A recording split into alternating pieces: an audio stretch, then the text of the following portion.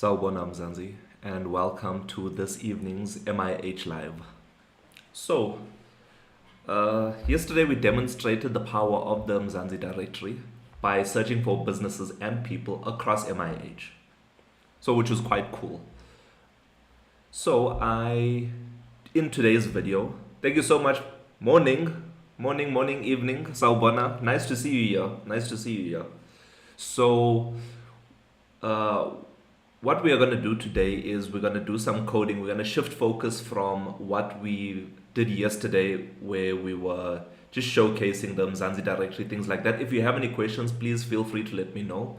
We can chat about it. But what we're going to work on today is phase 2 of the Mzansi directory. So if you remember what I told you previously, the Mzansi directory is a place for you to search for people and businesses across Mzansi through the MIH app. If you haven't downloaded the MIH app yet, please feel free to download it from the Google Play Store, Apple App Store, and the web. And if you have yourself an MIH account, please feel free to put it in the chat. Since we're coding today, I started learning Spring Boot. Okay, interesting, nice. I'm not familiar with that framework, but all the best to your journey on learning this. Nice. So, evening, Sawubona. So, yes, like I was saying, we're going to be coding tonight, and we're going to be working on phase 2 of the Mzansi directory. And what that phase entails is basically we want to get the rating system up and running. So, for you to rate a business.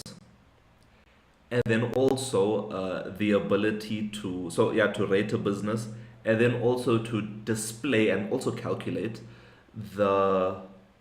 what's that at the top? I forgot what that thing is called. The actual stars and stuff. So we're gonna do that. It's like Node.js, but for Java, trying to do what you said yesterday. Cool. Nice. I appreciate that you are trying to improve yourself. I appreciate that. Cool. So that's what we are going to do today. So we're going to try and get the rating system sorted. In today's video, or in today's live, or during the day, what I done was I set up my database, so added the correct pages to the correct database structure to house my rating information, right? So remember, we're going to have to store this information so that we can view it later on in time, similar to what you wanted to do, Katso or Kutso. That's similar to what you wanted to do, where you're pushing information to the database and retrieving it back. So what we've done, haven't tested it yet, but I've laid down the structure for the ratings table, the business ratings table. So this is similar to like any rating system. If you like the business, dislike the business, you will be able to rate them, and then other people of Mzansi will be able to view those ratings and determine if this is the best business that they want to work with. So that's what we're trying to do today. So let's see where we can begin. So I'll show you I'll show you a little bit about not what the database structure looks like, but what the APIs and stuff look like. Maybe just to get, for those that don't know what it's about, and I haven't spoken about it yet. So we are, like I mentioned previously, we are using Fast API. Let me switch over. We are using Fast API right now as a back-end API layer. And for those that don't know what Fast API is, remember you can just ask Mzansi. So we'll ask Mzansi quickly for those that are new here, what is Fast API? So what is Fast API?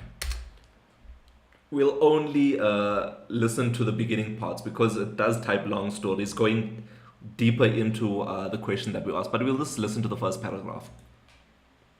Hey there, Wake in Hand. Fast API is a really cool modern Python web framework. Think of it as a super efficient tool for building APIs, application programming interfaces. APIs are basically sets of rules that allow different software applications to talk to each other. Here's the gist. Speed. Fast API is designed to be incredibly fast. It's one of the quickest Python frameworks out, very easy to use. It's known for being easy to learn and use. With automatic data validation and documentation generation modern, it leverages modern Python features like type hints, making your code cleaner and more readable. Built for APIs, it's specific. Right? So it's a cool framework. Thank you so much, Mzansi AI, for your answer. It's a cool framework, modern framework, Python web framework that allows you to build APIs super quickly and super efficiently. It also scales nicely when you are scaling as a business, like more people are using your application, so more API calls are going to be sent to your backend server. So let's have a look at what that looks like with actual code. So I'm using VS Code, if you can see here. So this is the project on the side. And we'll head over to my backend folder and I'll go to the different routes, all right? So I'm not sure if you remembered yesterday, but I showed you the documentation that automatically is generated via Fast API. And that's basically the different routes that are available to us. So these things that we had to code. So the one that we're going to look at is the Mzansi directory right over here. If we click on this, you'll see, so this is what it all looks like, right? I'll explain everything, so don't get scared, don't get afraid. Everything should be fine over here. Let me switch these screens over here because I want to code on this side, so it'll be easy to move my phone for TikTok. So yes, these are basically imports that we're using, different things from Fast API, Pydantic for the different models to use, date and time to calculate time, database for database stuff, super token for authentication. I'll be right back. No problem. We'll meet you when you arrive. So yeah, and some Fast API dependencies kind of things, right? So this is just my imports. How you start a route is basically by saying a router equals to API route. So this is something that Fast API has built. This is just to kick off your route so that Fast API knows exactly what's happening. These are your different models. So the base model is basically the structure of information that you are receiving from your API, right? So, and I named it very simple so that I'm able to identify exactly what this model is all about. I see you back. Nice to see you here. Remember, guys, we are available on YouTube, Twitch, and Kick. Please feel free to find us there. Let me try and fix something quickly. I'm sorry about this. I want to fix something over on the other screens. Sorry, give me 1 second. You'll be able to see me. Is ID a string or int? So that's an int. Oh, sorry, that's a string, as you can see over here, str. So that's a string. So what I want to do is, damn it, undo. What I want to do is, sorry, I'm trying out a new chat functionality, and so that everyone else can see the different conversations happening on YouTube, Twitch, and Kick. I think everything is fine now. It should be good. Should be looking cool also. Perfect. So yes, we're back. So sorry, I see there was a question over there. So Kutso, I see you back. And Komi, you said, is ID a string or an int? So in my case, it depends on how you want to do it, right? But in my case, you can see ID, it depends on which ID you're looking at, but ID is a string, right?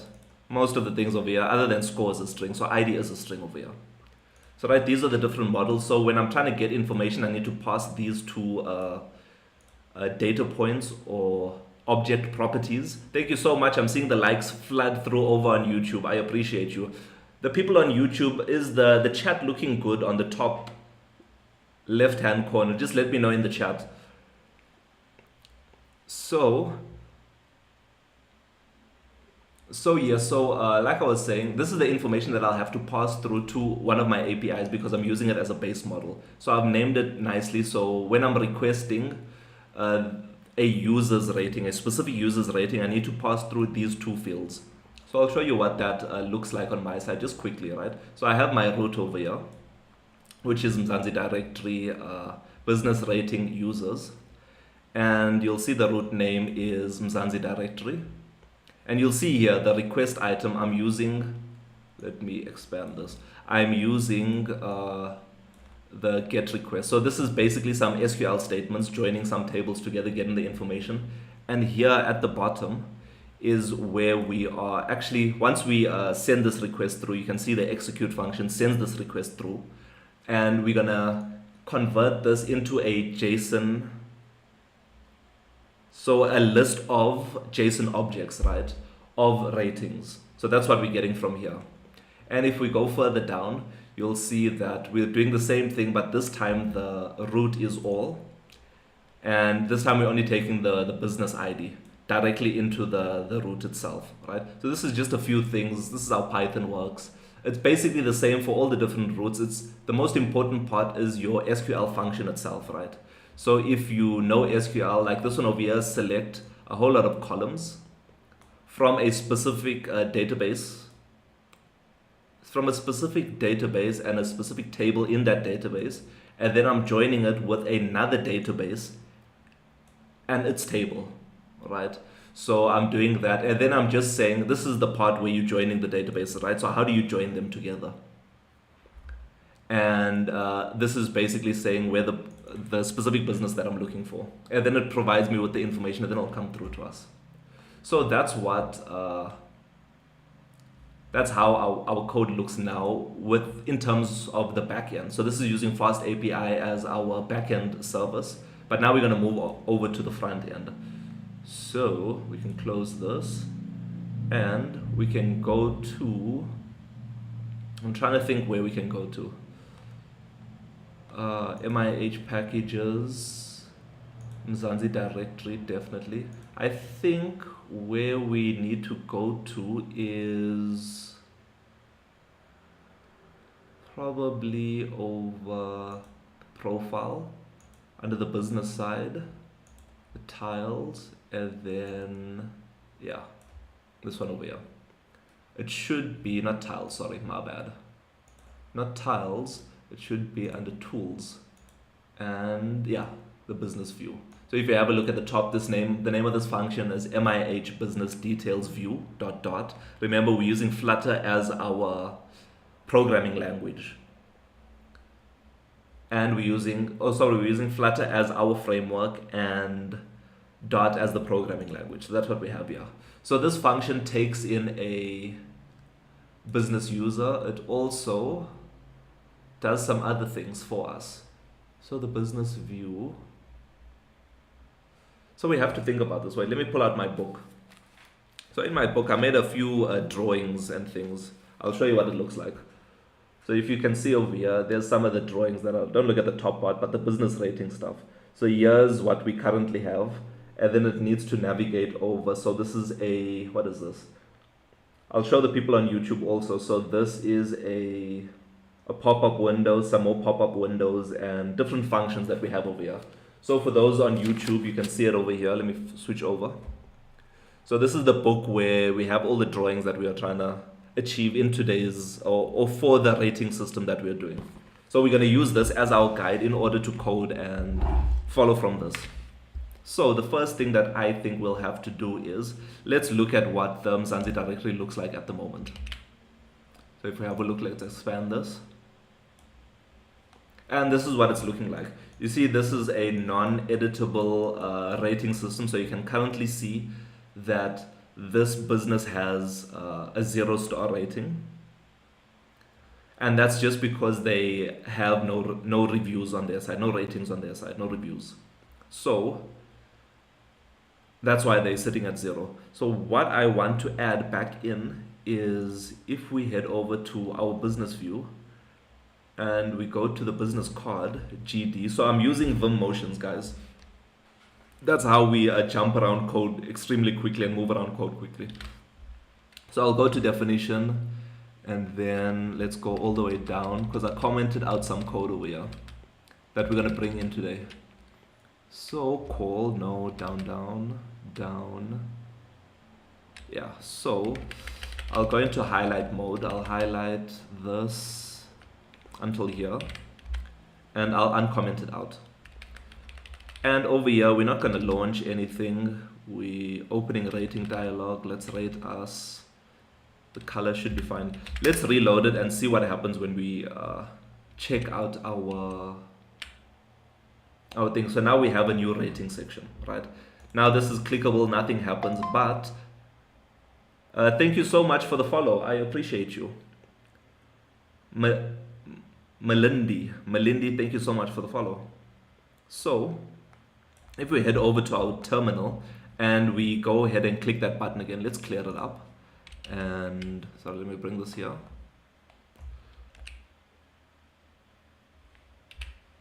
Yeah, so if we have a look at our terminal over here, so this is our logs on the side, right? So when we click this ratings button, you should be able to see a rating, so opening rating dialog, right? So we're gonna open up a window in order for us to rate this specific business. That's what our first goal is going to be, right? So click on rate us, pop-up window will appear. In that pop-up window is where we will enter in our review and all of those kind of things, right? But we'll get through that soon. So business card info, I'm very tempted. So this takes in does it take in a business? Just a business name. Interesting.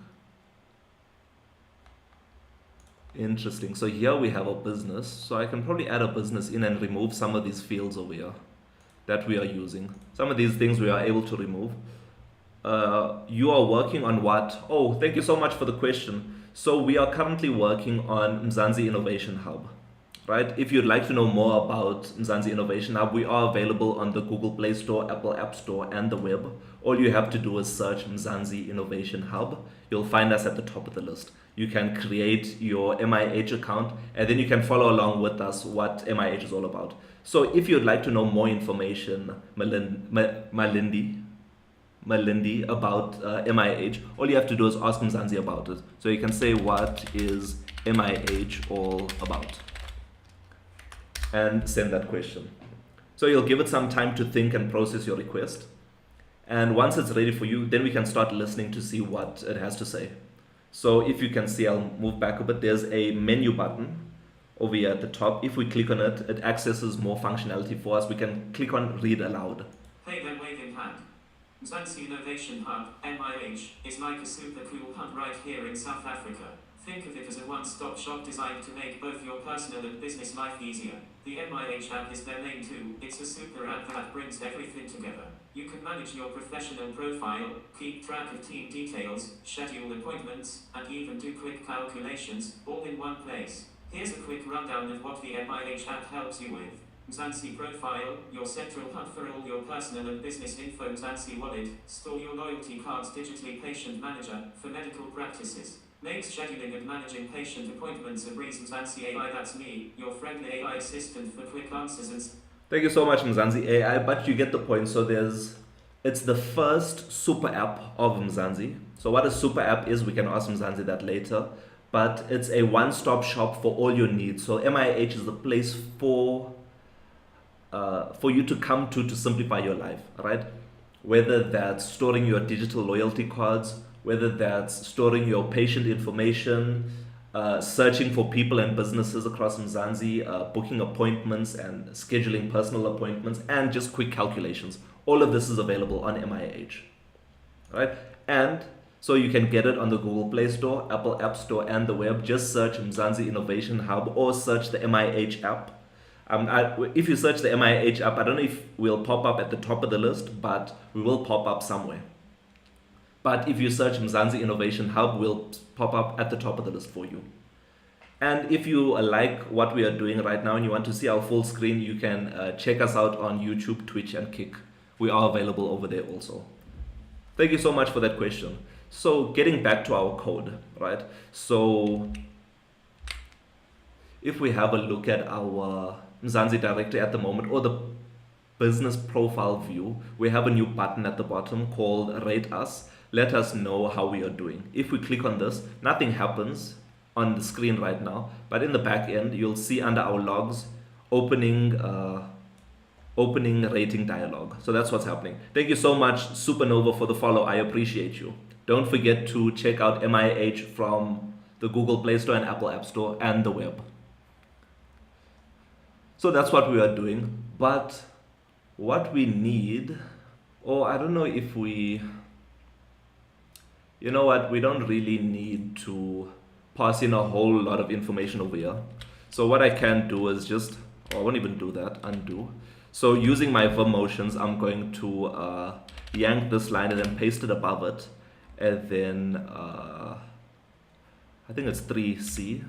No. 3CW? No, undo. My bad. So I'll move over to this one and then CW that. Then just call this business underscore ID, right? Then because we added it in the top, we must add it in over here. Yank, paste, www, CW, business, and then we'll just use the hints, right? Don't worry about, maybe I should just remove it. I don't like that blue undo. I don't like the blue underlines by the code over here. So I'm gonna remove this, or undo, I'm gonna remove this underscore over here. And then I'm going to remove the underscore from here also, just to remove that line. So now because we added this into one of our widgets, it's gonna cause errors in other places throughout our application because we're using this widget in a few places. So the red indicators give us a view of where things are going wrong. So the very first place that we've added this is under our test profile. So over here, I will say business ID, and then I'll just give the string ID of 1, 2, 3, 4, 5, 6 for now, right? It's just a test package. We don't really need to have the proper things over there. So that wasn't the only place where it was incorrect. Also under both of these two sections over here. So if we scroll down to where our issues are, so it's right over here. Very simple to fix. I just need to add the business ID in. So business ID equals to widget, widget dot arguments dot business exclamation dot business ID. Yeah, business ID. So that one should be fine. And because so I won't copy and paste anything. We'll go back to this file, to where the error is, and do the same thing. So start a new line over here. Business ID equals to widget dot business ID. So now all these errors at the bottom should just disappear. Yeah, they're gone now. So that was just the first step, because we're going to use this in our API calls when we are opening up or when we are rating a business. So if we go back to our information card, which is right here, we'll head over to the bottom, over under the rate us section. So over here, I'm gonna have to have a function or call a function over here to say like view, or we can call it maybe add review rating, or business, add business review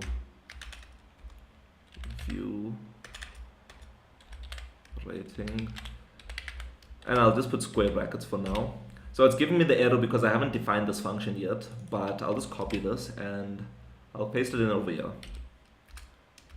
Right, so this function is void. If you know how functions work, it's a void function. I'll paste this in, I'll put the brackets in. So this is what we're gonna do here, right? And we're gonna have to say show dialog, right? Because I want something to pop up on the screen. So show dialog is the thing that assists us with that. And then over here, sorry, I'm gonna cheat once again when I do this, and I'm gonna head over to business profile, not components. Should be this one. Oh, I have it open. This should be this one here, because I know I have a window over here available. You'll see edit business profile window. So I'll go to that definition, and this is what I wanted. I just wanted to remember how things start off. Let me know if you have any questions about what we're doing. Insert, paste, nice. So then I have a custom widget that I use to create windows. So it's a MIH package window, package window, and there's a few things that are required of this package window. So I'll just save everything so we can have it all in a nice neat line. And do I want this window to be full screen? Nope. So I'm going to put false. I don't want it to be full screen. The title of this window is just a string change in word. And this will be, what can we say? I'm thinking of some words that we can use. So I just put add review. So we can say add review, but I feel like that's not spicy enough to put there, but we'll keep that in now. We will not delay things. And then this one over here, remember when you're using any IDE, whatever language you're using, especially if you're using VS Code, you can just hover over, hover over your functions, and they should be able to give you some definitions. I know when you're using Flutter this happens, so we can see exactly what this function requires. So this function requires a void function. So in order to do that in Flutter, we'll just say open brackets and curly brackets, right? And over here, once again, we'll go back and cheat, and we'll just yank this and paste this in, delete it, and we are almost done with our window. I'll demonstrate how it works in a bit. Rating, let me add window over here also, so we know that it's a window. Window. And the body of the window, once again, we'll cheat just to see how things start off. So scrolling, okay, we can have a scrolling. Yeah, we'll have a scrolling. Yeah, I'll do everything the same over here. So first thing that I'll do is change inside word. Thank you so much for the likes. Is I'll put the MIH single child scrolling view. Remember, these are just custom widgets, wrapper widgets that we created over existing widgets out there, just to make it easy for us to code and reuse the stuff. Over here, I'll put a comma. So in the child, this child needs a, I think I have padding. Okay, so we'll have padding first. Let me know in the chat let me know in the chat, Mzansi, what languages are you familiar with? What projects are you working with? And you can even drop a link, and I'll try my best to review it, and we can look at it together. And if you have an MIH account and you want us to view it in on the Mzansi directory and check out your purpose or check out your business's mission and vision, please let us know. We will be more than happy to check it out for you. So insert comma. Cool. So now once again I'll cheat. So I'm gonna yank 3 down, yank 3 down, and then I'm gonna move back over to this one and just paste it here and delete this one. So we'll need a width function. So cool, that's not a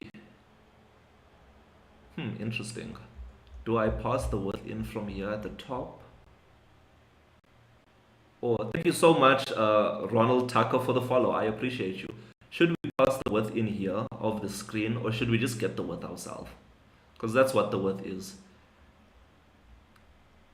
I think I'll get the width myself. And once again, I'm going to cheat. I'm not going to struggle to try and figure out how to get the width. I've done it before, so it's in my code somewhere. So in order to do that, it is here at the top. Yeah, there's it over here. So this line of code is to get the current screen width that you're looking at right now. So we'll yank this and we'll just paste that in somewhere over here. Return a thingy. No, definitely not over there. Definitely not over there. So I think I'll add it to the build, just to the beginning of the build, like all of them. Oh, undo. Undo, undo, escape, undo, undo. O, paste, insert D. Cool. So screen width, we'll take this, and now this will be used as a parameter for our function over here. So remember, we need to add window in over here because we just added that below. So now you can see it's highlighted as if it's a function now. So I'll just go to definition and I'll insert, or I'll change inside the brackets. Undo, change inside brackets. And what I'll do over here is I'll say it takes in a double width. And that area at the bottom should be fine, but over here what we need to say is insert screen width. Now it should be, I'm hoping everything is fine, but we'll have a look. So everything seems to be fine. There's no errors on our screen right now. Don't worry about these errors over here. That's all errors. Everything is blue at the bottom, so that means good. So let's clear this and open up the emulator so we can test it out. So just to make sure everything is fine, I'll go back just to refresh everything. And when we go back in and click on rate us, something should change now. Either we get an error or we are successful. So if we click on it, and as you can see, it opened up a new window for us. Don't worry that the window is tiny. We can add things inside there to increase the width of this, right? But it looks like our window is fine. And if we click on close, what happens is it should close it. So everything is working fine now. So you can see how easy it is to create a window inside MIH for different tasks or functionalities or whatever you want to do inside MIH. So we'll close that up. Now what we need to figure out is, first things first, let's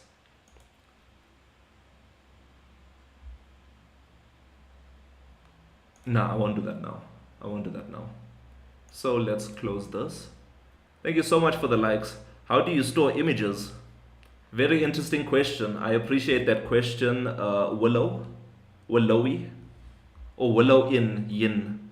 So Willow, how I store images, I don't know if it's the correct way of storing images, but let me know in the chat. But what I do is I'm using a open source tool, because we love free and open source tools at MIH, called Min.io, M-I-N-I-O. And if you have a look here, you can see it is Min.io S3 compatible storage. I don't know why they say for AI now, but everything is for AI these days. But if you'd like to know more about what Min.io is all about, we can just ask Mzansi. So please tell me about the software. Or I'm not even going to say the software because I was steering it towards the software. I'm just going to say about Min.io. And let's see if it gets it right. If not, we'll refine our question. So give it some time to think, give it some time to generate the answer for us. When it's ready, you'll see that at the top of the screen, there'll be a green menu button that'll appear. That means that the text-to-speech is ready for you. So we can click on it and click read aloud. Hey there, waving hand. You're asking about Minio, which I think might be a typo. Could you perhaps be MIH, as in the Mzansi? That's definitely wrong over here. Start over. What? Tell me about the software, please. Tell me about the software. You see, this is why I wanted to say software. Software Min.io. Hopefully it gets it correct now. Yeah, now it's getting it correct. Don't laugh, Window. We have to steer it towards the answer. Now, and you can see it's giving long stories for us. Long stories. Yo. But while we're looking at that, while we're waiting, your pros and cons, while we're waiting for that to start, so Min.io, a deep dive into object storage solutions, right? So Min.io is a popular open source object storage server. So if you know what S3 is, it's the open source version of S3. That's how I think about it. Let's listen. Minio, a deep dive into the object storage solution. Minio is a popular open source object storage server. Think of it as a cloud-native alternative to services like Amazon S3, Google Cloud Storage, and Azure Blob Storage. It's designed to be highly scalable, durable, and compatible with the S3 API, making it a versatile choice for a wide range of applications. Here's a comprehensive overview of Minio, covering its key features, architecture, use cases, pros and cons, and how it compares to other object storage solutions. We're not going to go through everything because it was quite an extensive breakdown of what Min.io is, right? We'll just head over through to the main headings over here. So it's an S3 API compatibility. I'm not sure what that is. I haven't worked with S3 that much before, right? So it's compatible with S3 APIs. Scalability. So Min.io is designed to scale horizontally which can make it easy to add more storage nodes to all these different things, right? So it's easy to scalable. Durability, data is replicated across multiple nodes, what. So it's so your data won't get corrupt, I'm guessing. Security, it offers authentication, authorization, encryption, SSL, TSL, all of these fancy things, high performance. It's open source. This is why we chose it, right? Instead of using S3 or some other solution to store, like Firebase, to store our information, we like using free and open source tools. So we have so it's open source, right? So that means that we are able to probably contribute to the project, and it's free to use and all of these kind of things, right? Storage classes, replicas. Yeah, so you can ask Mzansi, you can dive through and you can see if this is a good fit for you.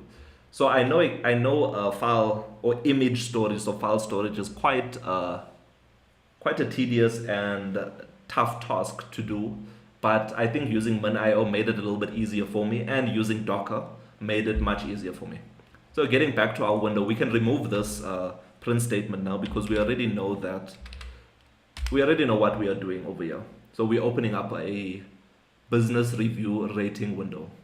In this window, we're going to need a few fields, but once again, we're going to cheat and look at our test package, because our test package has everything that we worked on previously. So if we go further down, what I'm looking for is, there's it over here, the MIH form. This is what I'm looking for specifically, MIH form. So this is a helper widget that helps me put forms together, basically. So if we scroll here, save this, let's go down to, there should be a child element over here. So O child, and we'll put a MIH form. MIH form that has a few things. So I'll go to the end, put a comma over there to fix the alignment. So we need a form key, and we need a form field. So let's see what those are. Oh, so this is just a list of widgets, right? So that's fine. We'll copy and paste this, but let's go to the definition of this, GD, and we'll yank this and head back over to our code. And we'll have to do that at the top. So I'll scroll to the top. I'll paste that in over here. Oh. Now we have a form key. Now we can go to the bottom again. Now we can go to the bottom, and we can add that form key in. So I'll just insert an underscore and it should be fine.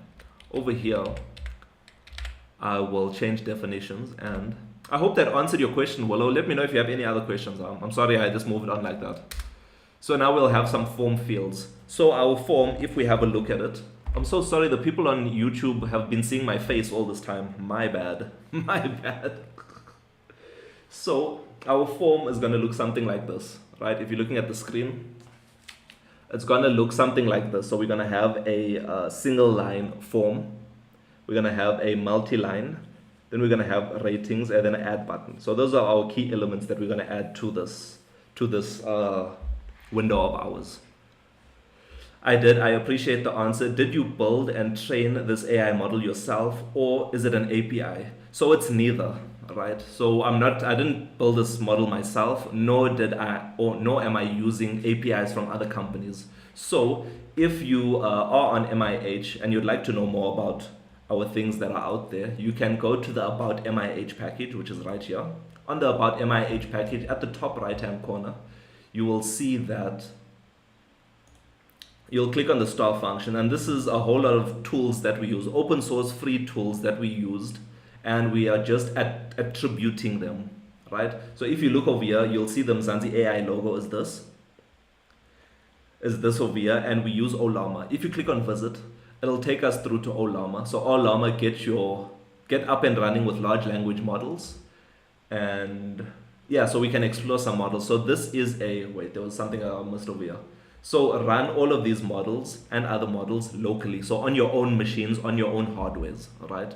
So this is the open source repository for LLMs, right? So these big companies, once they have, I think in order to get favor with the public, they can't just keep their AI models closed source, because we have companies like DeepSeek that are pushing boundaries, like a whole lot of other Chinese companies specifically that are pushing boundaries in the open source space. So a lot of the other companies now are also pushing for open source stuff. So what they do is they will create a lesser version of their big models, and they'll put it available on Ollama for us. So if we go to explore models, I'll show you which model we're using.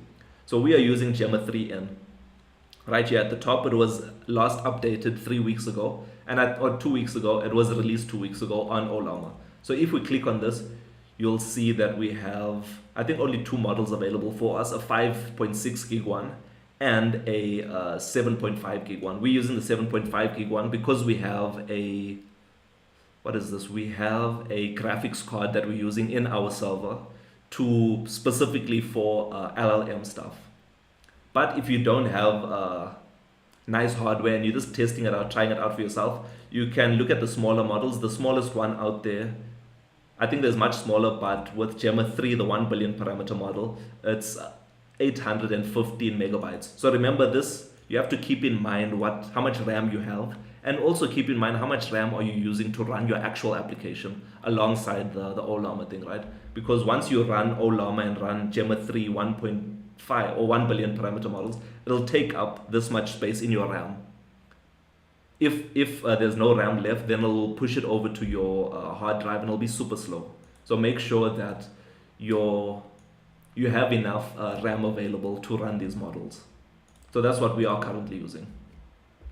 So in order to have those 3 fields, so it's a single line field, it's a description, which is multi-line field, and a star ratings. That's what we're going to have.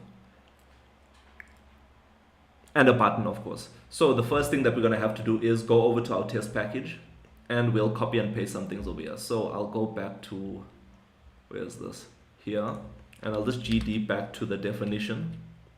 Thank you so much. No problem, Olo. In GD.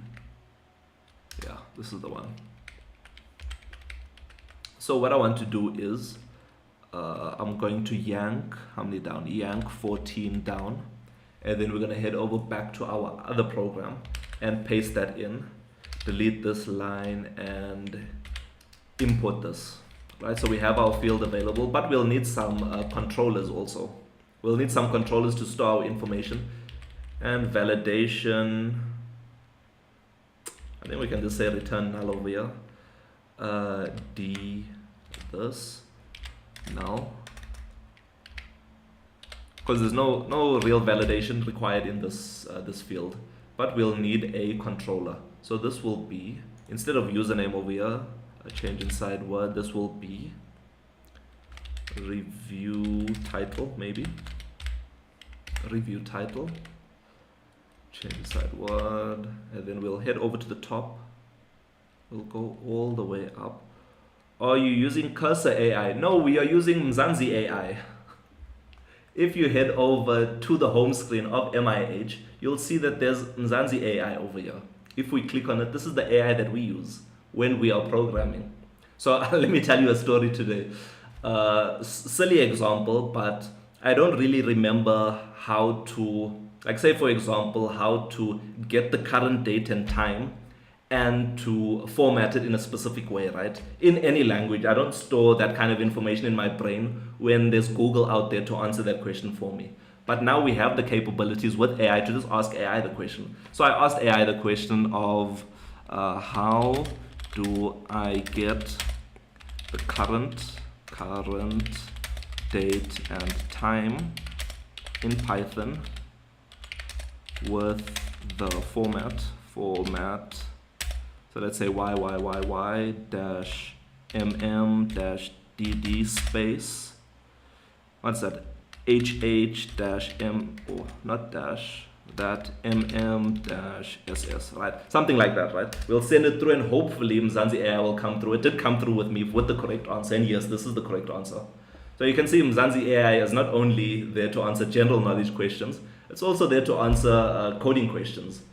But don't give it your whole code base. I don't think it will be able to handle that. But as you can see over here, in order to import the date and time or get the date and time of right now, you from datetime import datetime.now, and then you say now, which is a variable, dot strf time, and then you put the formatting in over there. So I copied and pasted this code, used it in my code, and I'm gonna test it out now. But I did confirm with who is this, Gemini, and it is correct. So I use Mzansi AI as my AI tool through the MIH app. Remember, guys, if you like what you're seeing on the screen right now, we are available on YouTube, Twitch, and Kick. And if you like MIH and the MIH app, we are available on the Google Play Store, Apple App Store, and the web. Just search Mzansi Innovation Hub, and we'll be at the top of the list. Mzansi Innovation Hub. We are currently on version 1.1.12. I hope that answered your question, Arm. So like I was saying, we need to go back and add some controllers in. Text editing controllers, to be specific. So I'll go to the definition of this because I know it's at the top of my screen. And I'll just say, I think I'll say final. So innovative, thanks, we'll check it out. Thank you so much, I appreciate that. And don't forget to follow, don't forget to like, don't forget to share, all those nice things. It all helps support us. So this one over here, I'll have rating title. Thank you so much for the follow. So this will be rating or review title, maybe. Review title, controller equals, oh sorry, let's go back, insert, I should say text editing controller, text editing controller, and then at the end of this, I can now say text editing controller. Thank you so much for the donuts, Army. I appreciate you. So much donuts coming through. I appreciate you. I appreciate you. So what we'll do over here is swap this out for text editing controller and open close brackets, but we'll need to have an equal sign. That's what I missed out. Thank you so much for the donut. I appreciate you. So equals. So that's fine. I'll go back to this definition because I know it's at the bottom of the screen. And over here, W insert. I'll insert that controller now. Review title controller. So now we'll do this step by step so that we're not coding a whole lot and then we're not sure where exactly things went wrong. But if we head over and now click on rate us, okay, so there's an error somewhere. My bad. I see the error now. What is this? Stupid error. Look at this. Semicolon is missing, guys. Rookie mistake. Rookie mistake. So I'll add a semicolon at the end. And we will continue. So everything should be fine now. Now if we go back to our screen and click on this, now we have a field. Why is it so tiny though? Something ain't right.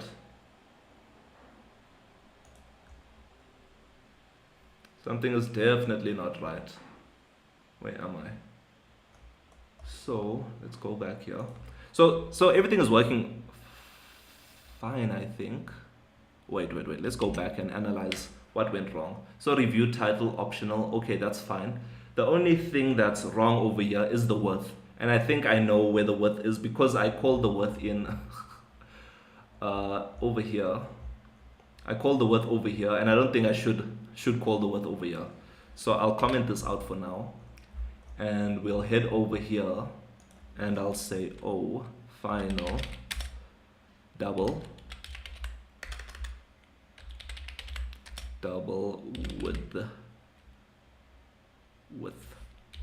right, semicolon, don't forget that, and then I'll add it in at the end. So yank paste CW width, right? It's gonna break a few places, but that's okay. So if we head back to the bottom over here, instead of screen width, I'm gonna say just width. So I'll bring it to the top. Instead of screen width, change inside word widget dot width. So everything is fine in this package. Now it's these three files that we'll have to change. But we should just have width over there. So if I say width, yeah. Because I've used the width elsewhere in this package. So it's not really a problem for us. Width. And over here, Do I even have width somewhere?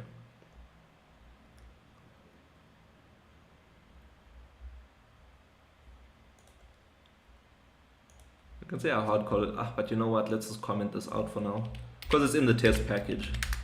So we don't really have to keep it over there. We'll just leave it for now so that we can test it out to see if it looks a little bit better now, because it was looking not so nice. So we'll close it out, open it again. Still looking not so nice. Wait, let's reload. Still not looking so nice. Why?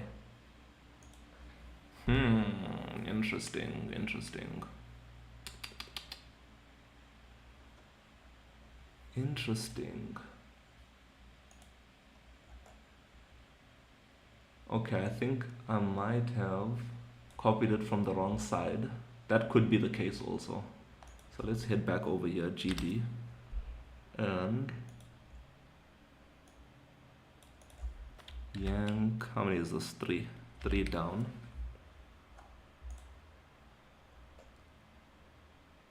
And there should be GD. Yeah, it seems fine over here. Paste. Undo. Paste. If it's desktop,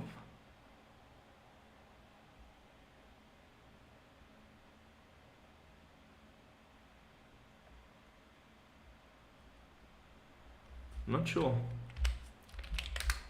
Wait, let's head back over to our other things. Maybe it's just my eyes fooling me. So I want to head over to here because this is where we got it from. From here, edit profile. Yeah, this is what I want it to look like. You see this spacing over here? That's what I want it to look like, but for some reason, it's not. You know what? A good old restart won't hurt. Won't hurt at all. So we'll restart the application and we'll see if that changes anything, but I doubt it's going to change something. But we'll see. So it does take some time. I'll show you the thingy. So it's launching the application now in dev mode. And after it launches this, it's going to install the APK. You'll see it saying building APK or something like that. What IDE is this? It's VS Code. It's VS Code. So I'm just using VS Code with a whole bunch of plugins, I guess. VS Code. So the reason why I was using VS Code is when you first start off with Flutter, what it tells you is like their preferred thingy is Flutter. Hybo, mine doesn't look like that. What do you mean yours doesn't look like that? How does yours look? It must be something to do with your settings. So let's go to file. Is it the dark mode? Is it light mode? Is it like, what about it is not looking the same? I literally have it open. You know what? Send me a DM. Follow me. Send me a DM with the picture. Then I'll have a look to see what it looks like. But I'm probably thinking that you should use Tailwind and React.js for UI. So I'm too far along in my Flutter journey to switch over to something right now, right? And I'm enjoying Flutter. I really am enjoying Flutter. And I don't know JavaScript that well. So that's why we didn't. I used the dark mode as well. Hey, I'm not sure. Who is this? Pedro. Pedro, I have no idea why your VS Code is not looking like mine. VS Code is a crazy application because there's lots of extensions. So if you have a look over here, all the extensions are different. Since you're using Flutter, change to native wind. What is native wind? Native wind.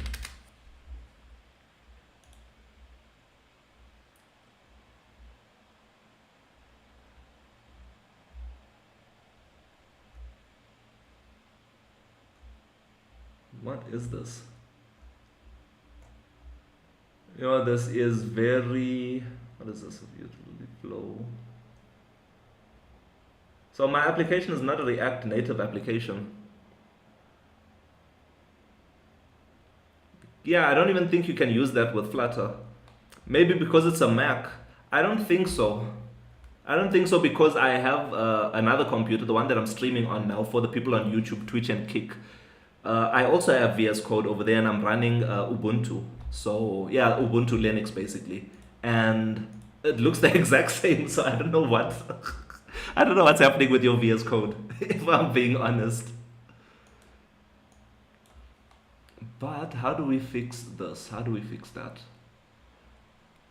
Business details, edit thingy, screen type, width. This width is, let's go to GB. So this width is over get body. So it's on the button and somewhere. There's two sections where this is happening. Under get body, oh, this is the speed dial, so that's fine. So yeah, the width should be fine. There must be something else that I'm not looking at properly. Or, you know what we can do? Let's play around with the padding because we're copying and pasting and now it's adding more issues going forward. But yeah, so I'm not sure if native wind can be used with Flutter because I'm just looking at the website itself. The code over here looks like TypeScript. That's what this looks like. This looks like TypeScript to me. And I have no idea what TypeScript looks like. Yeah. Unless you're telling me to use a like a UI package or something. But we're creating our own package, so there's no need for that. I think there's no need for that. But let's head back to over here. Our form div. Oh no, wrong thing. Here. So yeah, so we are working on front end stuff, designing the UI. So we're putting elements on our screen. So I'll show you what we did now. Progress is very slow because I'm yapping with everyone, but if you have a look, we're looking at the front end. My bad. Native Wind is used for Superbase, not Flutter. It's okay, it's okay. No problem. So what we're working on, Mzansi directory. Let's search for, wait for that to load. Head over to the business side and then we'll just search Mzansi. Open it up. Rate us. Yeah, so this is what we worked on today. When you click on it, the thingy, thank you so much for the follow. Thank you so much for the follow. I appreciate you. So what we're working on right now is this padding over here. Something is fishy about this padding. I'm not sure why, but we'll figure it out. We'll figure it out. Yeah, we'll figure it out. That's not an issue. So GD, because what we can do is we can just remove this padding also. So if we remove this padding, if it's in desktop mode, do this. If it's not, do that. Width times 0. I think it's this calculation over here, probably. But let's remove the padding and see what happens when we do that. So remove this widget.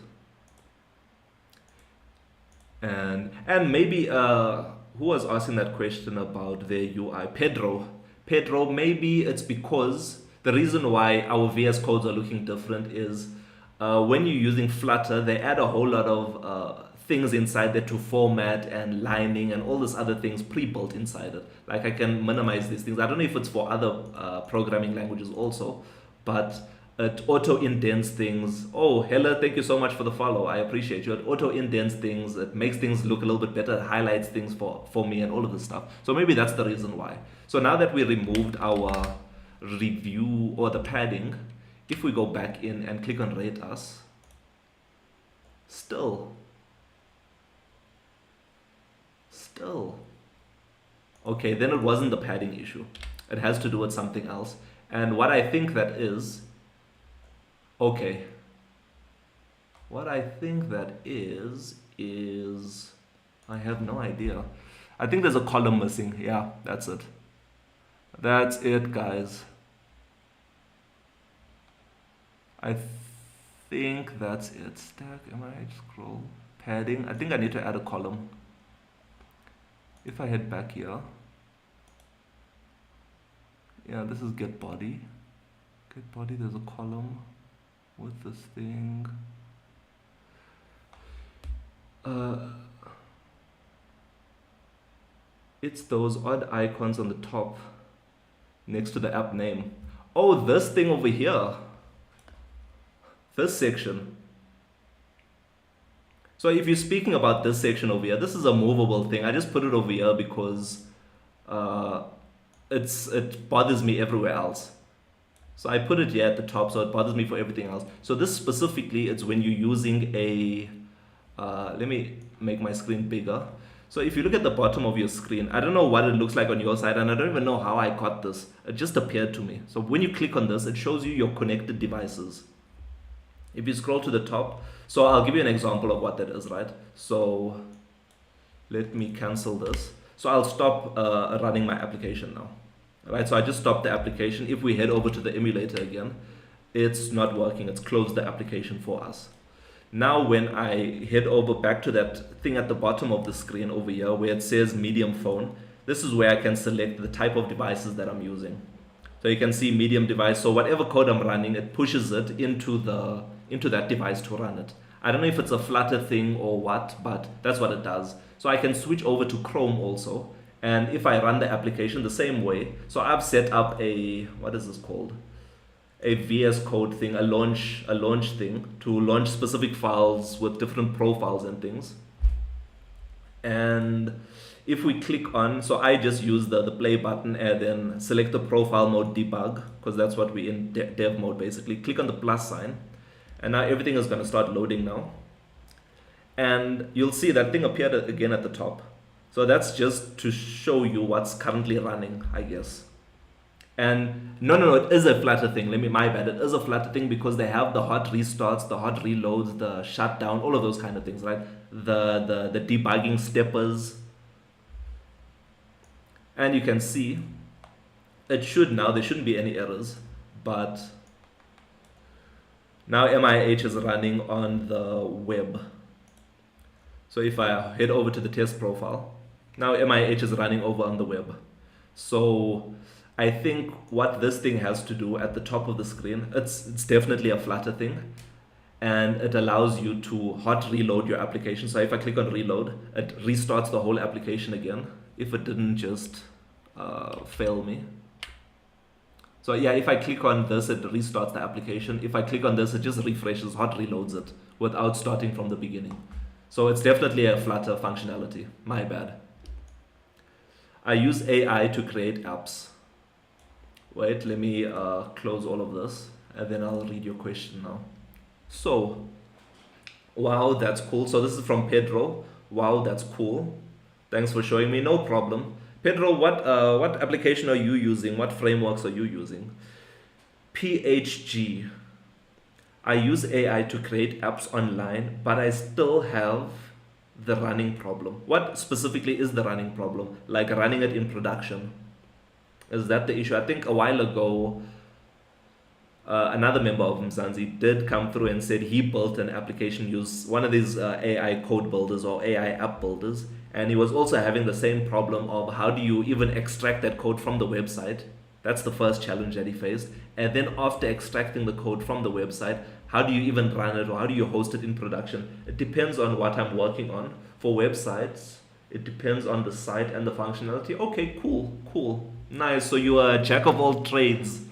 Love it. Nice. If you have anything that you want to showcase to us, please feel free, drop it in the chat. We'll have a look at it now, or you can set up your MIH account, open up a business account or activate your business account, and you can put the function, or you can put your website over there and we can have a look at it. I'll give you an example of that here. Don't worry, there's a bug in production right now, but don't worry about that. So we'll head over to JC, right? JC is one of them. Cool, I'm gonna have a look at it now. Switch over to this one. Here's the production bug, but that's fine. But if we go into it and click on their website, so this is the business account, right? This is the Mzansi directory that I'm showing you. Let me show you another one, PISCES. So over here, when you can search for different businesses across MIH, across Mzansi also, and you can call them, email them, and navigate to them if they have a website available, like we just saw with JC Photo Booth. So JC we have a website. If we click on that website, it'll navigate us over to their website. We'll just continue and we can have a look there. So if you set up your account, set up your business account, and you can load your website over there and we can have a look at it. I use, okay, so I see you use Firebase Studio. Interesting.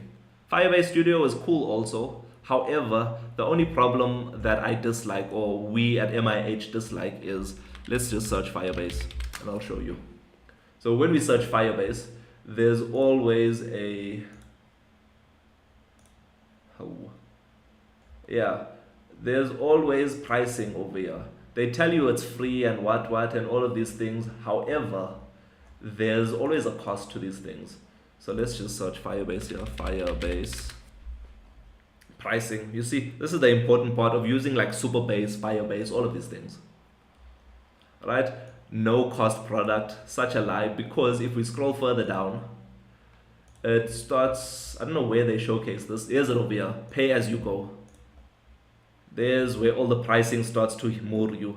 They only give you 5 gigs of storage. Imagine one video and your storage is gone. Now you're paying Google every month for, or 10 cents per gig, right? That's too much money to be paying Google every month, right? When you can use Min.io like Willow was asking about, and you can use that to store your files and things, right? On your own hardware, and it's open source and things like that. So let's go back. So let's see. For mobile, I use native apps. So you use like Swift code and Kotlin and stuff. Hectic. But I really enjoy the data side of things sometimes. What do you mean by the data side of things? Like data science and machine learning and all of these things. Pedro the plug.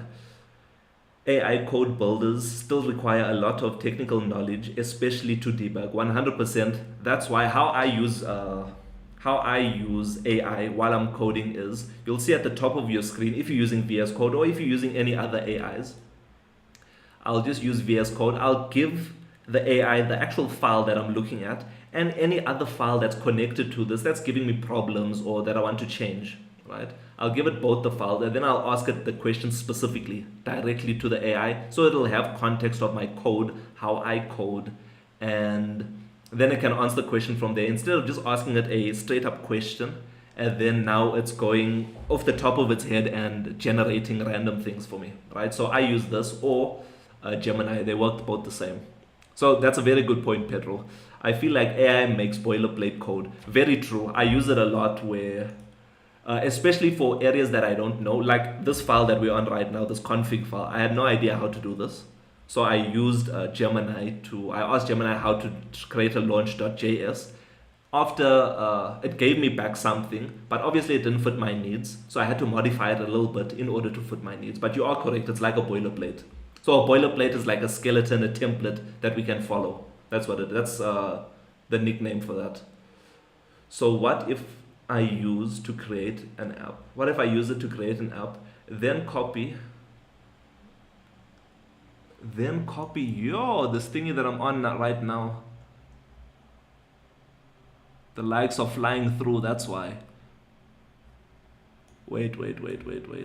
My bad, guys, my bad. I wanted to read this, but I couldn't on my small screen. So what if, you see, you see what I'm saying? What if, then copy the files to another app? Yeah, so that's what Pedro was talking about and I was talking about. So I'll give you an example right now. Right? So we're having some issues with our padding over here, right? The padding is not looking good. What I would do is I would go to Gemini. AI helps so much with README files and documentation. Very true. So let's say we go to Gemini. I will open up my specific file that we're looking at. Give me 1 second to do that. Where would that code be? Here.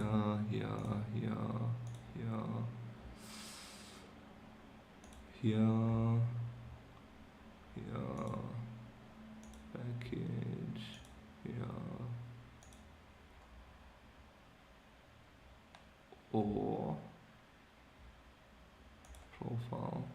Here. Components. Yeah.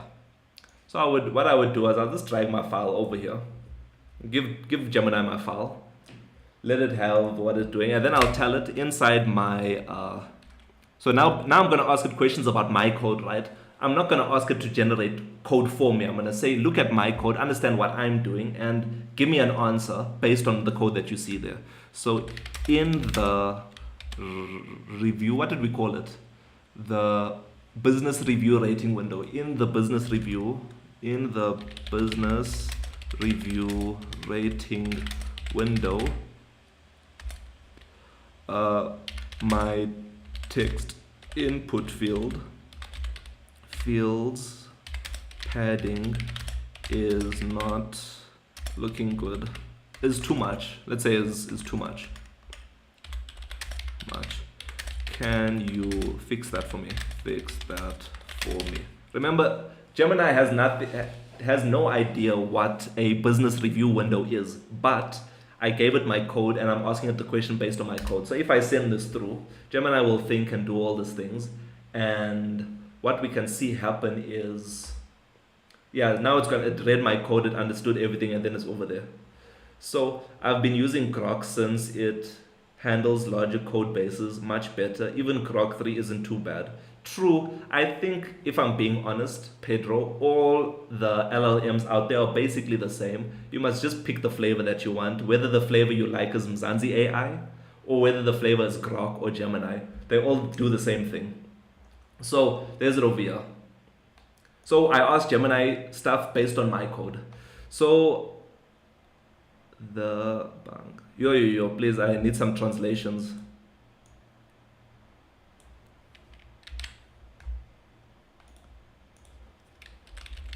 Please translate this for me. Let me know if this is correct in the chat. Perhaps it's a typo, unfortunately hectic. Even Mzansi AI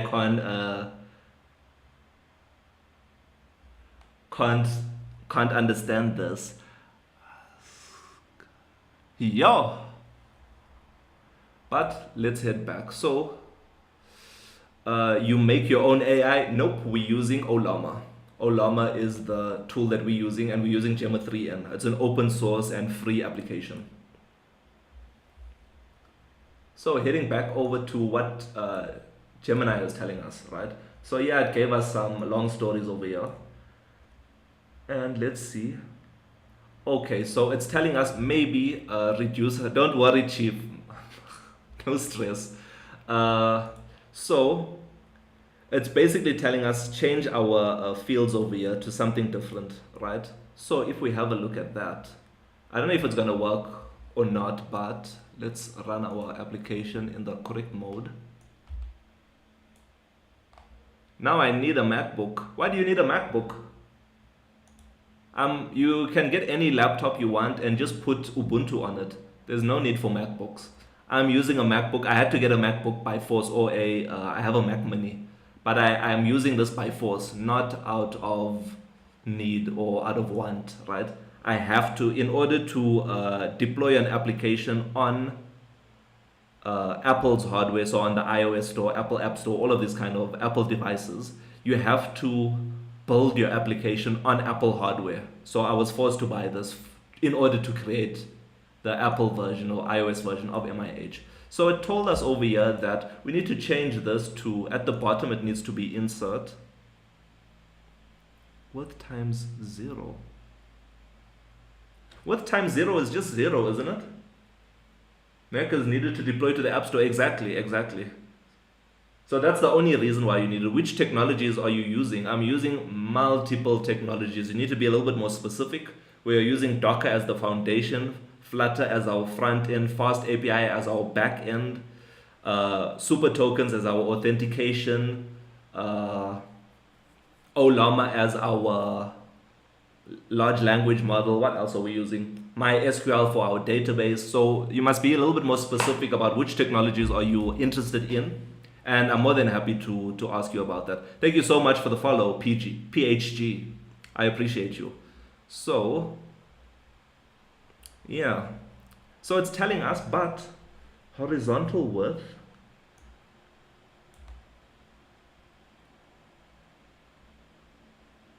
I think what I'm missing, if I'm being honest, what I'm missing is a column somewhere. I'm definitely missing a column somewhere in my code.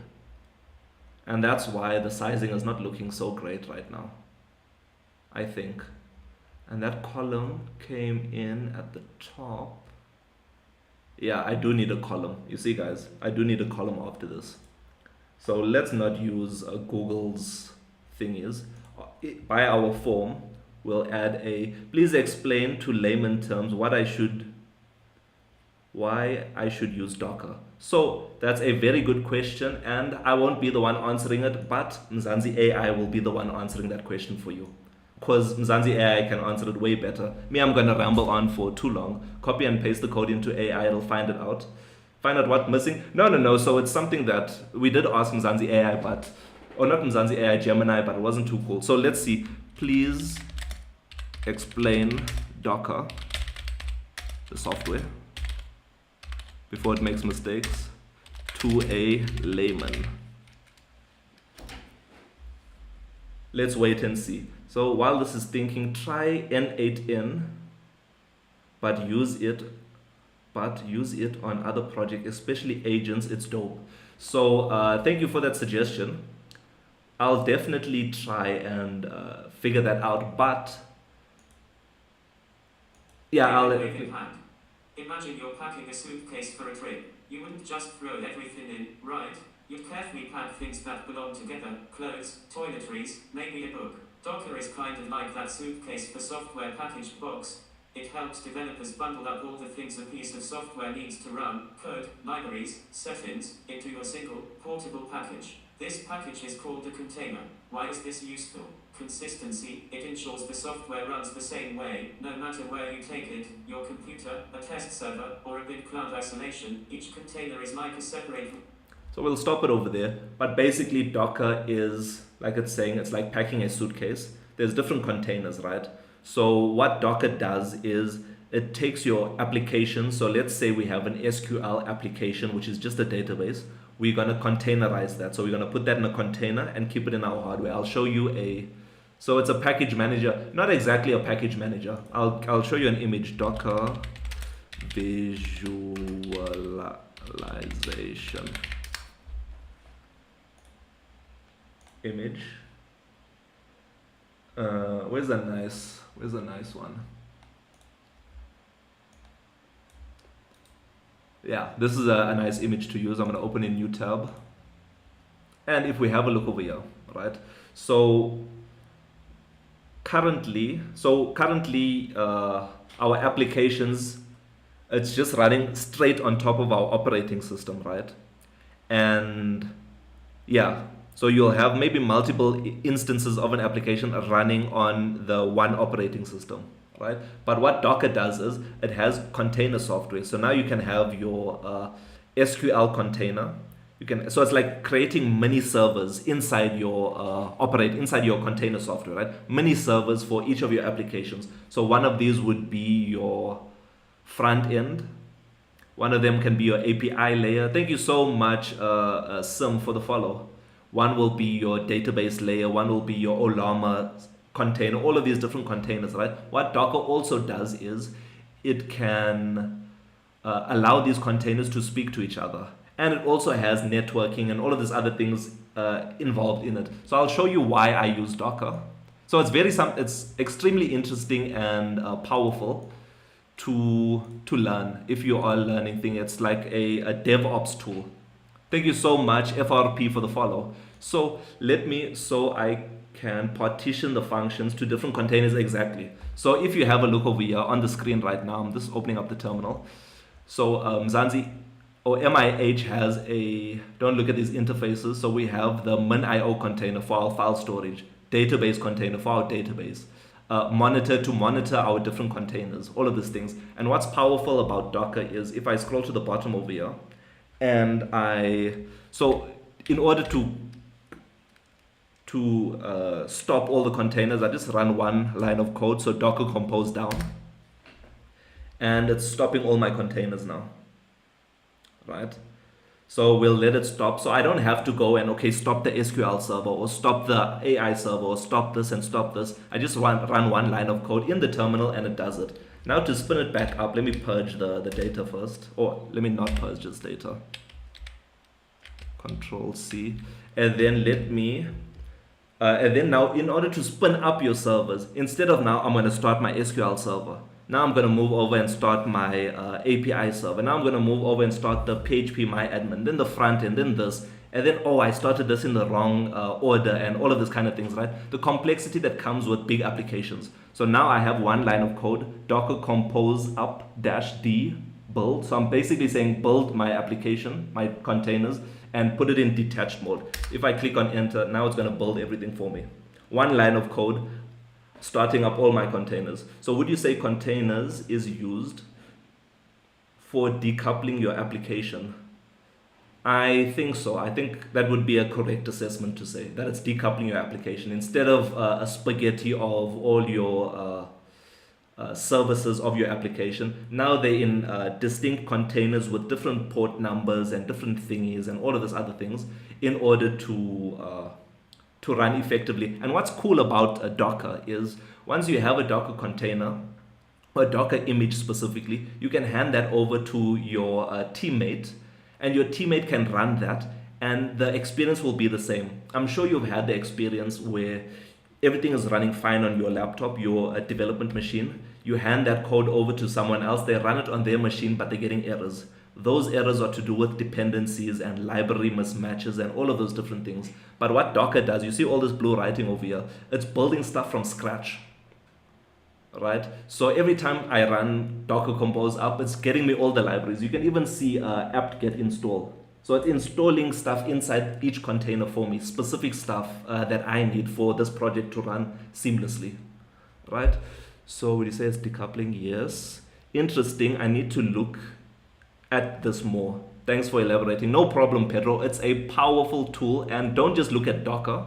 Docker is like your first step into the container world, but once you get a hang of what Docker is, definitely check out Docker Compose, right? Definitely check out Docker Compose. It's basically what allows me to spin up multiple different containers right now. And you can see now it's building my Flutter web application for me to be stored in my front-end container for me, right? So you can see it's getting all the things. It does take some time to build it, but it would have been much longer if I did it manually, right? So you can port one container to another project.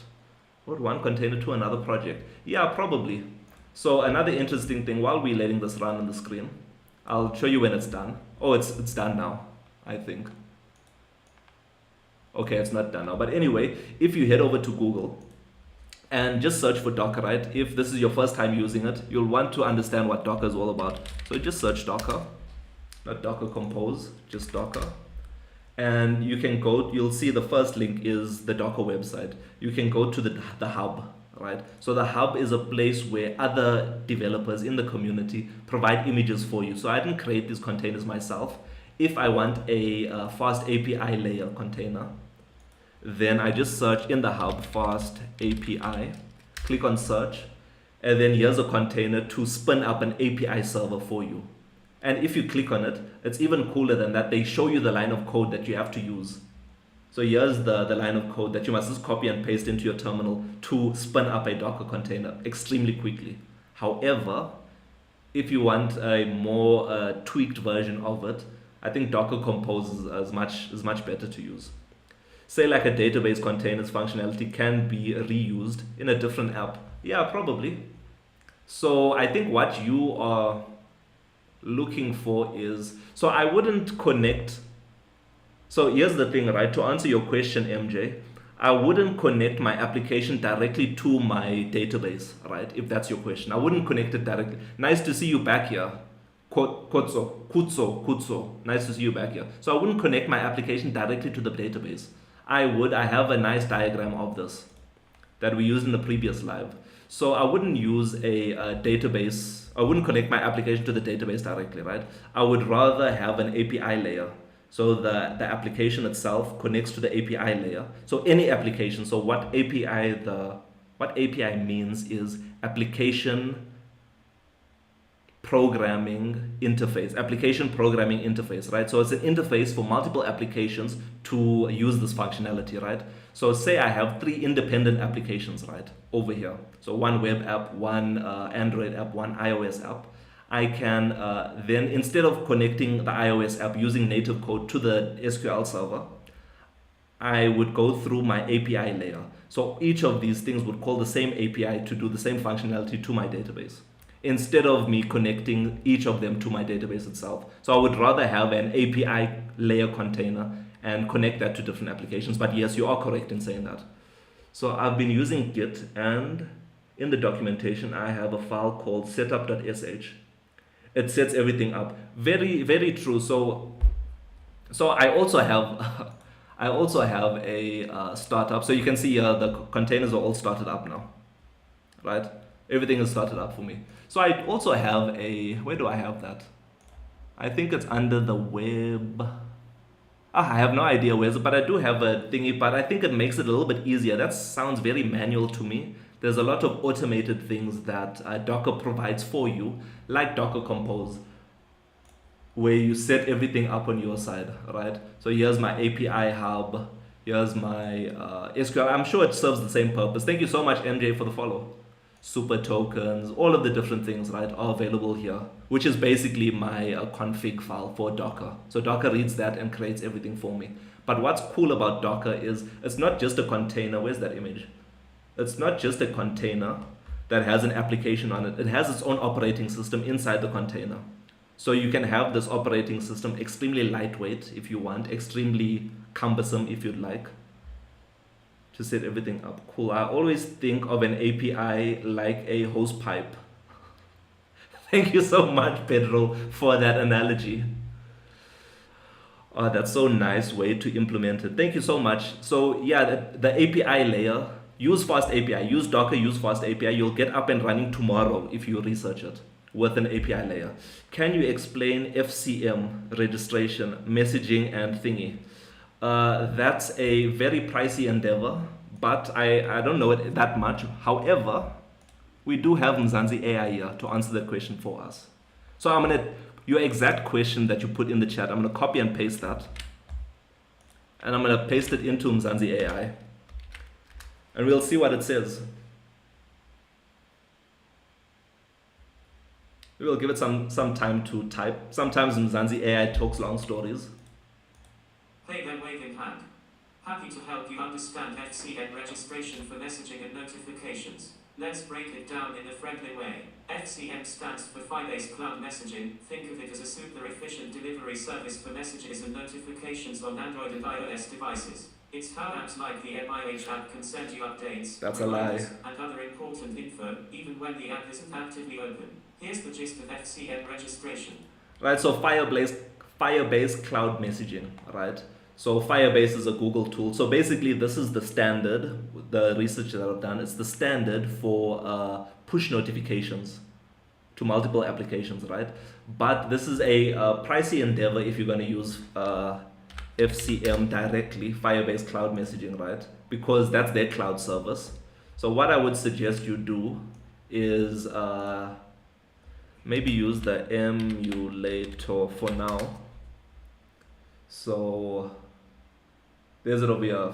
But there's an emulator for this. There's a Firebase emulator which has FCM inside it and all of these things. But I haven't done notifications yet. I haven't done messaging. What we're going to use for messaging one day in the future is use WebRTC. So it's Web Real-Time Communication, right? Which is an open source tool. The reason why I don't like that FCM thing, it feels very closed off to me. Like there's no open source version and all of this thing. I had to like JPO in order to find it out. But thank you for the question. I'm just going to make a REST API for my web app using Java Spring Boot. So that's perfect. That's the exact same thing, right? So whatever multiple technologies out here use the exact same code and functionality, but they serve different purposes for different people, right? So that will probably be the best thing for you because you know Java and you're building web applications, right? But because I'm I wanted to learn Python more. I know Java, but I wanted to learn Python more, and Python is a fun language to code in. So that's why I'm using Fast API. Okay, that's cool. I will start adopting Docker. So thank you so much for that. Docker is a powerful tool, and just start off by creating one container, and then you'll see the power from there. Okay. Couldn't use a real-time database and read and write to that. Why use FCM? So FCM, specifically Pedro, it's for push notifications, right? That's why I want to use it for push notifications, right? But I know there's other functionalities that it provides to us and makes it easy for us, but I specifically want to use it for push notifications rather than relearning a new language. 100% Kutso. Rather than learning Python from scratch and then learning Fast API, you already know Java, just use Java Spring Boot, right? That would be fine. I didn't hear you. How are you using, oh, what am I using to host? So, we're using our own server, our own hardware to host MIH at the moment, right? So we have our own machine, and we have the same thing that here's in production, the same containers that you see over here. We have this running on our machine. We just had to, so remember Docker sorts out the porting and all of these different things to get access to the different containers. What I had to do was sort out the networking from my domain to another thing. Another cool technology that you can check out is, to assist you for that, is a reverse proxy server. So that's what we're also using. It's called NGINX. NGINX. So this is like the layer between our domain and the application. It's the reverse proxy server. Hey there, waving hand. You're asking about Mdix. That's great. Mdix is a super popular and powerful tool in the world of web development. Basically, it's like a traffic director for the internet. Here's a quick rundown. What is Mdix? Mdix is a web server. Think of it as a gatekeeper that receives requests from users, like when you type a website address into your browser, and then delivers the right content back to you. It can also handle things like serving static content, like images, CSS, and JavaScript files, load balancing, distributing traffic across multiple servers to prevent overload, reverse proxying, acting as an intermediary between clients and backend servers, caching, storing frequently accessed content to speed up delivery. Right, so I use it as a reverse proxy, so acting as an intermediary between the client, which is the MIH app, what we're using right now, and my backend server, my Fast API layer, my Olama layer, all of these different layers, right? So if you want to understand how to connect your domain to all your different containers and applications, NGINX is a good thing to start looking into. You can see there's the spelling at the top, NGINX. So that's what I use. That's how I host it. I'm hosting it on my own hardware and all of those kind of things, right? I'm not using AWS or Azure or all of those things. Those cost money. Hosting it on your own is free. Cool. We are. Thanks. No problem. No problem. So let me switch cameras. Thank you so much. What an engaging evening tonight. Lots of great questions. A lot of great conversations happening. I appreciate each and every single one of you that are here participating, joining. So what happens when your machine turns off? When there's load shedding, it's down, right? But obviously you have to have like a backup, like a little, the same thing that you would use for your computer, right? A backup power source. You just spin it back up again, and then that's how you do it. So if you're hosting it on your own, just remember that we are living in South Africa. Load shedding is a reality. It hasn't been here in a while, but I know it used to stress me out before. But yeah, you just need a backup power source to run your machine, your hardware, and all of these kind of things. So I'll have to use my old PC. Don't cry. I started MIH with a laptop that I used in varsity. So it had 8 gigs of RAM. It had a broken graphics card, and it had a nice CPU, right? So that's where I started MIH off on, and then we moved over to better hardware once things were growing and things like that, right? So if you're using an old PC and computer, that's perfectly fine. Put Ubuntu on it. You're going to get lots more performance from your old computer. So use Ubuntu, put that, remove Windows, throw Windows in the bin. Use Ubuntu rather. It's a free and open source tool that has a 12 gig RAM. That's perfect. That's even more than what MIH had in the beginning. So you are good to go. You don't even have to stress about using old hardware. Just put Ubuntu on it, Ubuntu OS, Google it, download it, figure out how to install it, and get going with that. Super, you'll get like, it'll double the performance of your old hardware. To use Linux, same thing. Yeah, cool. So thank you everyone for joining the live today. Not much progress in the thingy, but I'll work on that tomorrow. That's okay. But I'm loving the conversations. I'm loving the chats. I like assisting people, learning from different people, and all of these kind of things. Learning new subjects also. And we're using Mzansi AI to learn together. So thank you so much for joining the live today. I appreciate you. Don't forget to follow, subscribe, like, share. We are available on all social medias, but we are live on TikTok, where you are now. Some of you, YouTube, Twitch, and Kick. So you can follow us over there to have a good, better experience. And don't forget to download MIH from the Google Play Store, Apple App Store, or you can use it on the web. Just search Mzansi Innovation Hub and create your account and start using MIH there. In the next live, if you'd like me to check out your purpose and your or your business's mission and vision, please drop your username in the chat and we will check you out from there. So I'm about to leave now, the quotes, but you can follow me and we'll continue this. What's today? Wednesday. We'll continue this tomorrow, but we are building and working on Mzansi Innovation Hub. Download it now, check it out now, and we'll see you tomorrow. Thank you so much for the follow. I appreciate you. Looking forward to seeing you tomorrow, and let's keep working hard, Mzansi.